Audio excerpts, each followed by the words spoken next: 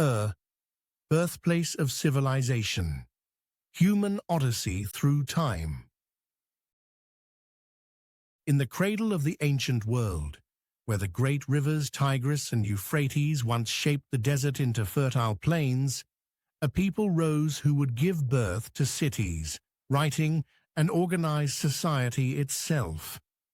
Their world was vast and strange, filled with gods who walked among men and kings who claimed descent from heaven. And at the center of it all stood Ur, one of humanity's first true cities, a place where civilization began. 5,000 years ago, long before Rome, Athens, or even the pyramids, the land of Sumer in southern Mesopotamia was home to a new kind of life. Here, around 3000 BC, human beings made a leap unlike any before. For the first time, they built not just villages, but urban centers, cities with temples, markets, administration, and art. They invented the idea of government, the written word, and recorded history. Among these cities, Ur was the crown jewel, a city so powerful and beautiful that the Bible itself remembered it as the home of Abraham, the father of nations. Ur began as a cluster of settlements near the mouth of the Euphrates River, close to the Persian Gulf. The people who lived there were the Sumerians, a culture unlike any before them. They drained swamps, built canals, and developed one of the first irrigation systems in the world. Their fields grew wheat and barley.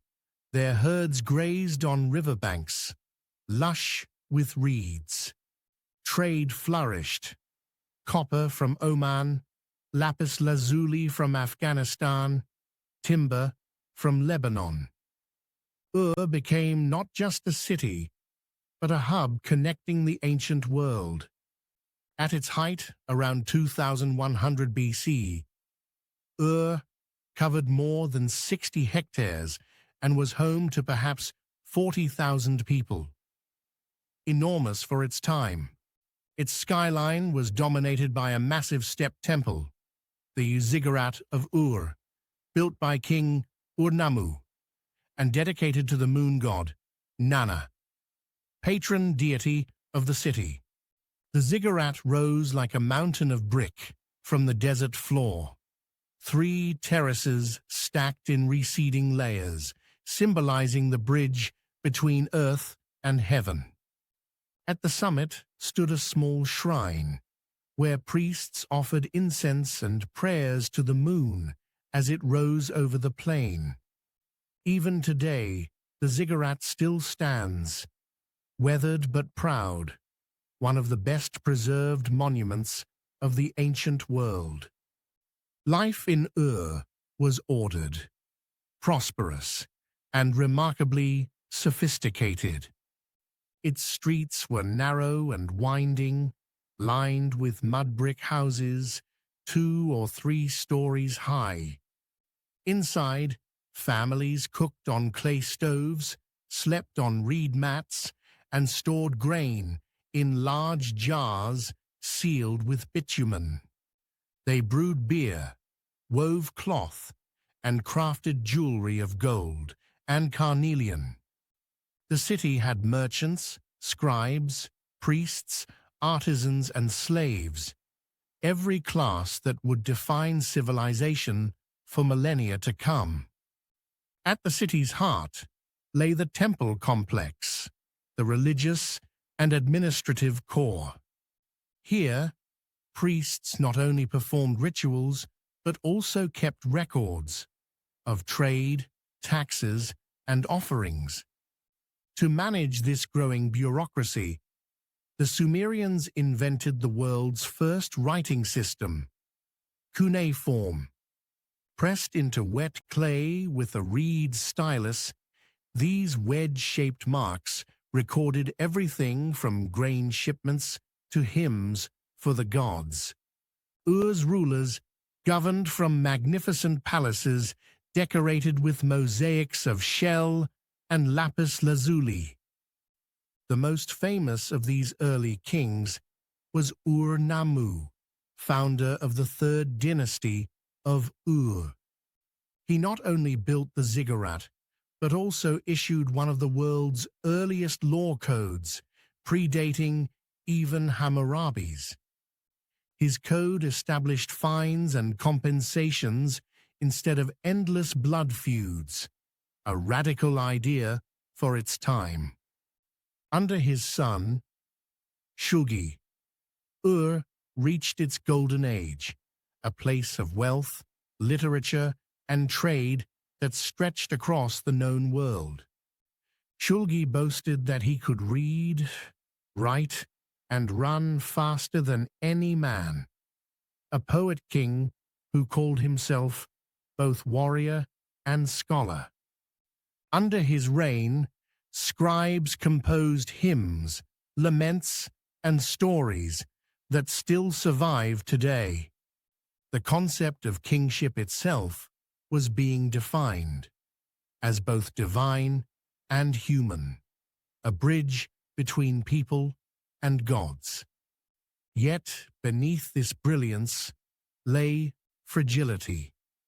Around 2000 BC, climate change and shifting rivers began to threaten the city's lifeline. Water, trade routes faltered. Nomadic tribes from the deserts pressed into Sumer's lands. Finally, Ur fell to invaders known as the Elamites, and the ziggurat was abandoned to sand and silence. The once great city faded from memory. For more than 4,000 years, the ruins of Ur lay buried beneath mounds of clay and dust. To passing travelers, they looked like natural hills, but within them, the bones of the first civilizations slept. In 1922, British archaeologist Sir Leonard Woolley began excavations at the site now called Tel el-Muqayyah in southern Iraq. What he uncovered stunned the world. Layer after layer revealed temples, homes, and workshops, the very fabric of an ancient city. Then, deep within the earth, Woolley found something even more extraordinary: the royal cemetery of Ur. Here lay over 2,000 graves, dating back to 2600 BC. Many contained lavish goods: gold daggers, lyres decorated with bull heads, beaded necklaces, and silver cups. But among them were 16 burials unlike any other. Royal tombs, where kings and queens had been laid to rest, with staggering wealth and human attendants who had sacrificed themselves in the afterlife. One of the most famous finds was the tomb of Queen Puabi, a royal woman whose burial remained almost untouched. She wore an elaborate headdress of gold leaves and lapis beads, with golden ribbons cascading down her hair. Her tomb contained fine jewelry, precious stones, and musical instruments, all placed there for eternity. Woolley's team also discovered the Standard of Ur, a wooden box inlaid with shell and lapis, depicting scenes of war and peace. On one side, soldiers march in battle. On the other, a feast celebrates victory. It is one of the earliest known depictions of organized society. The contrast between ruler and subject, war and civilization. These discoveries revealed a world far more complex than anyone had imagined. The people of Ur had not only built cities, they had developed systems of art, law, and religion that would shape all future empires. Their writing inspired the Akkadians, Babylonians, and Assyrians who followed. Their architecture influenced Persia and Greece. Their myths of creation, floods, and gods would echo into the Bible and beyond. Ur was not simply a city, it was a beginning, the first great experiment in what it means to live together as humans. In the centuries after its fall, Ur's ruins were visited by later civilizations, Akkadians, Babylonians, and Persians, each adding their own layers. By the time of Alexander the Great, its ziggurat was already ancient, a monument to a forgotten age. The site reappeared briefly in the historical record when explorers in the 19th century, following ancient texts, began searching for the Ur of the Chaldees mentioned in the Bible. They found massive bricks stamped with the names of Ur's kings, proof that the city was real, not legend. Today, the remains of Ur rise from the desert like a stone mirage. The ziggurat has been partially restored, its steps climbing once more toward the heavens.